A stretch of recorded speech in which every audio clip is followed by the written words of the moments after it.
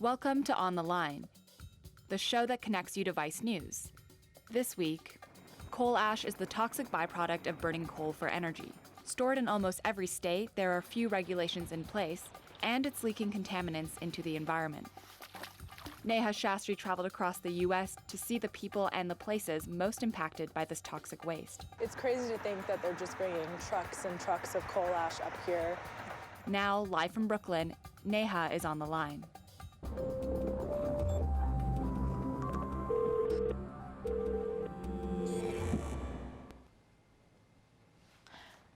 Hey everyone, welcome to On the Line. As you just saw, I recently filmed a documentary about coal ash in the United States, and I'm here to take your questions. So who's up first? Hey Neha, we have Lexi calling in. Let's say hey to Lexi on Skype. All right, great. Hi, thanks for having me. Hi Lexi, how are you? Great, how are you? I'm good. What's your question?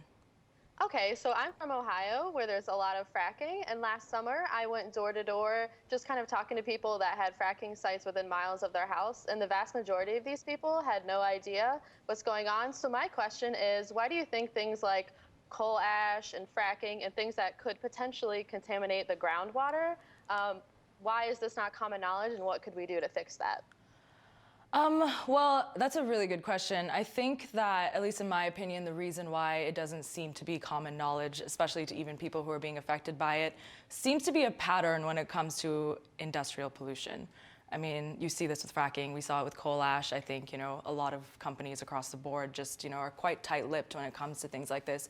So we don't really know if there is a problem or if something's amiss until something bad happens, like an accident, like that coal ash spill, or when people start sort of asking questions. So I think that that's why people don't tend to know about it. Personally, coal ash, at least within this story, is a problem in most of the states in the US. People should know about it, and there are organizations, there are environmentalists who are spreading the word, so they're doing some really great work with it. And for example, we actually have a clip to show you from the piece with Hartwell, who's a riverkeeper with the Waterkeeper Alliance. For years, environmentalists warned the next Kingston spill could happen, the big spill that happened in the TVA dam. Duke Energy said that'll never happen. This is not dangerous. We're not violating any laws. This stuff's the same as dirt. And then you had the Dan River spill. And it turned out that all those people warning of that were correct. This stuff is dangerous. You can have these catastrophic spills, but regardless of a catastrophic spill, this stuff's polluting. Every single day, it's polluting our groundwater and our rivers. Yeah, so I mean, there are organizations that are doing a really great job, especially within communities like yourself, telling people that there is something going on and giving them the tools to fight against it or to at least address it. To make people care, I would hope that we've done our tiny part in terms of bringing awareness with this piece, and hopefully it'll continue. Right, great. All right, thank you so much. Thank you. All right, you ready for your next question, Neha? I am. So we have a Skype video message from Ifsa. She sent this in from New York City. Let's take a listen. Hey Neha, I watched the documentary on coal ash and I thought it was great.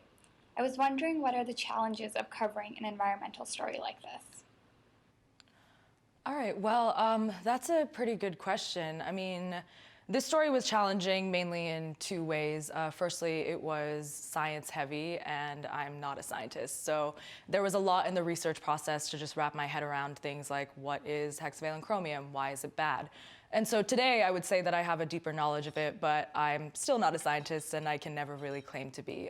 Secondly, it is a really sensitive subject on all sides of it. So whether it came to talking to residents in the community about how they were being affected, we just had to be sort of meticulous in the way that we portrayed it, the way that we asked questions. So we, portrayed this in the best way that we could, and we had to do the same when it came to speaking to corporations as well.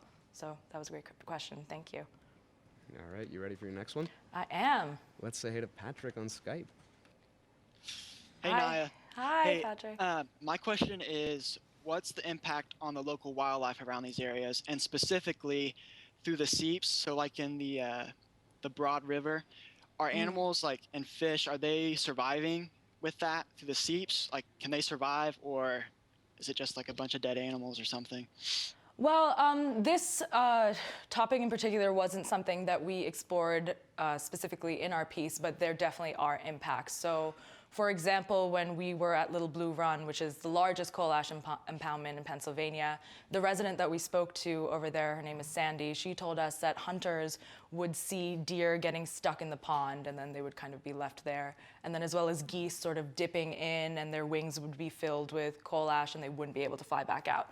So at least in North Carolina, in relation to your question, after the Dan River spill, people were advised to not eat the local fish just because that's a great way to get the contaminants into your body. And then there's also a lot of research going on. We didn't necessarily cover too much of it, but there's a research scientist called Dennis Lemley who's been looking into the impacts of selenium exposure in fish. So there's definitely a lot happening with it, but it wasn't something that we explored. All right, awesome, thanks. Thank you. All right. Great answer, great question. You ready for the next one? I am. Let's say hey to Michael Anthony Adams calling in from Indianapolis, Indiana. All right. Hi, Michael. Hi, Neha. How are you? I'm good. How are you? I'm good. Is this hard for you to kind of be on here and be on the line? That's a good question. I was scared. I was definitely nervous, but now that I see you in front of me, it's kind of good to actually be talking to people. So it's okay. Good. I'm handling it. So my question is in regards to the disconnect between organizations like the Waterkeeper Alliance and the EPA and why they fall so far apart on the spectrum of allowable hexavalent chromium levels. I mean, 0.02 parts per billion and 100 parts per billion is a huge gap. Yeah, I mean, it's definitely a huge gap, and this is something that is really perplexing to me, probably as much as it is to you. What the Waterkeeper Alliance was citing when they were talking about 0.02 parts per billion for hexavalent chromium actually comes from a case in Hinckley, California. So I'm sure everybody knows about Aaron Brockovich. That's the story that it was based off of. And it was a town where a lot of people were suffering from health effects from having hexavalent chromium in their drinking water. So after that court case and after bringing awareness to that issue, the California EPA actually advised that the public health limit should be 0.02, especially when it comes to vulnerable populations and children. So, I mean, why is there this discrepancy in the rest of the United States? Your guess is as good as mine, but it does seem a little bit silly to me. And to follow up with that, the family that you spoke to in Rowan County, have they considered moving? I mean, they're using bottled water, you know, for everything. I mean, is that something that is feasible for them to leave the area? I think that, you know, it was something that we discussed with them, and we discussed it with a lot of residents in the area as well. A lot of these people have just been living here for years. Sherry in particular, this was her dream house that she built. They put a lot into it. There's a lot of emotional attachment. So it's not even that it's not feasible, but for a lot of people, it's just, you know, it's a huge life change, and it's not always something that they want to do. And, you know, why shouldn't they have clean drinking water? Right, right. Well, thanks so much. I appreciate it. Thank you. You had great questions. Thanks. Yep. All right, so now actually we have a tweet that was sent in that I want you to take a look at. Okay. So the tweet says, even with coal ash being so dangerous, do you ever see it being completely replaced with a cleaner or safer source of energy? What's your thought on that? Well, I mean, in my opinion, there's been obviously a lot of push from environmental organizations and even politicians when it comes to using cleaner, safer renewables for energy sources. However, coal is still the major energy source in the world and in the United States. So I'm not sure when this will happen. I don't know.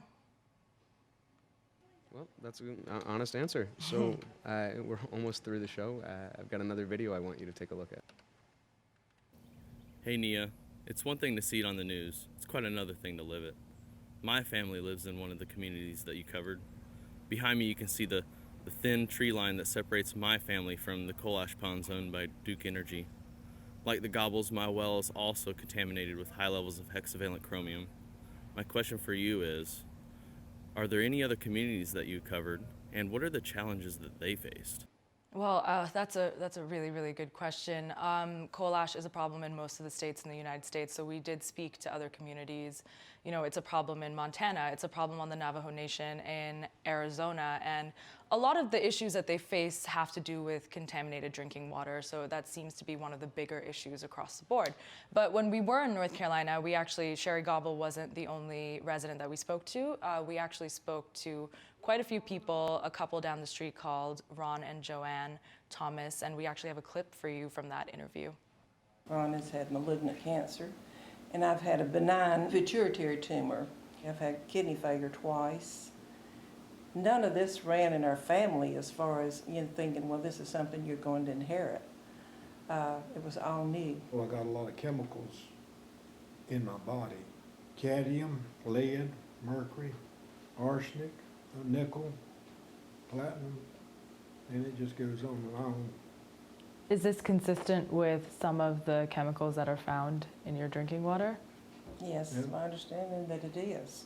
And we've all been drinking this water all this time and had no clue. So that was a pretty hard-hitting conversation that I had with them, especially when Ron started speaking about, having arsenic in his bloodstream. And, these problems are seen in a lot of places across the United States. So that was a great question. Thank you. Okay, so last thing of the day, you ready? I am. All right, this is another tweet. Andrew Bauer tweeted in, and he's asking about the recent court case against Duke Energy and the $102 million settlement that was awarded for violating the Clean Water Act. So he's wondering, do you think it's going to have a deterrent effect on future coal dumping, or coal ash dumping? Well, in terms of having a deterrent effect, I guess in my opinion, I would hope so. I'm not sure. I think what's really interesting about this case is that, firstly, it's the largest sum in terms of, a company having to pay when it comes to litigation and with coal ash. But also Duke Energy pleaded guilty. So they're actually saying that they did something wrong, which is a big difference. And hopefully it's setting a precedent. And maybe this means something different for the future. All right. So, Neha, you made it to the end of the show. How do you feel? I feel good. It's past noon, so I feel like I can probably take a shot or something and celebrate. So it's been good. Yeah. Why don't you say goodbye to the people at home? Thank you, everybody, for joining us today, and we'll be back next week. So that's when the water keepers came and tested our well, and we got the news we got that we have hexavalent chromium in our well. I just remember feeling shock, and I couldn't hardly hear what they were saying to me because I was replaying in my mind every time I had fixed a jug of Kool-Aid, every time I had made a pot of tea.